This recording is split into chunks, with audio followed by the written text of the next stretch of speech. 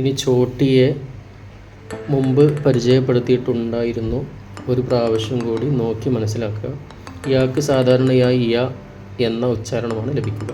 ഉദാഹരണം യക്, യക്ക, ഹിദായത്ത്, യത്തീം. എന്നാൽ ഒരക്ഷരത്തോട് ചേർന്ന് സ്വരചിഹ്നമായി വരുമ്പോൾ ആ അക്ഷരത്തിന് ഉകാര ഉച്ചാരണമാണ് ലഭിക്കുക. ഇകാരം അതായത് കസറിൻ്റെ ഉച്ചാരണമായിരിക്കും ഉണ്ടാവുക. ഉദാഹരണം പറഞ്ഞാൽ സീൻ പ്ലസ് യ സി, ക പ്ലസ് യ കി, ജി പ്ലസ് യ ജി, ജി. അങ്ങനെ ഓരോ അക്ഷരങ്ങളിൽ യാ ചേർന്നാലുള്ള ഇകാരം ആയിരിക്കും അതിൻ്റെ ഉച്ചാരണം ഉണ്ടാവുക. അതായത് കസർ എന്നർത്ഥം. അതായത് പേഷ്, ജബർ സേർ പേഷ് എന്നാണല്ലോ പഠിച്ചിട്ടുള്ളത്. അപ്പോൾ സേർ കൊടുത്തു കഴിഞ്ഞാലുള്ള ഉച്ചാരണം ആയിരിക്കും.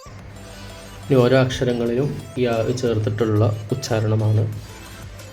അതുപോലെ അതിൻ്റെ അടിയിൽ പദങ്ങൾ 2-3 പദങ്ങൾ കൊടുത്തിട്ടുണ്ട്. ഉദാഹരണത്തിന് ലടുക്കി, ജമീൻ, ഈൻട്ട്.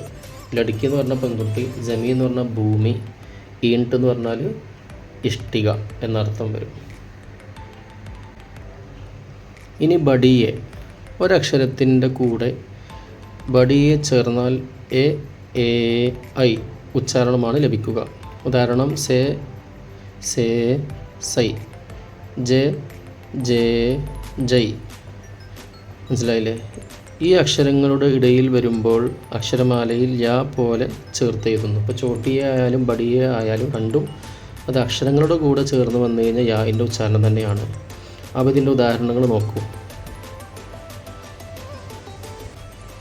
എ, ബേ, പേ, തേ, ടേ, ഫേ, ജെ, അങ്ങനെ പോയി ഹേ, യേ ഒക്കെ വായിച്ച് മനസ്സിലാക്കാം ഇൻഷാ അല്ലാഹ്.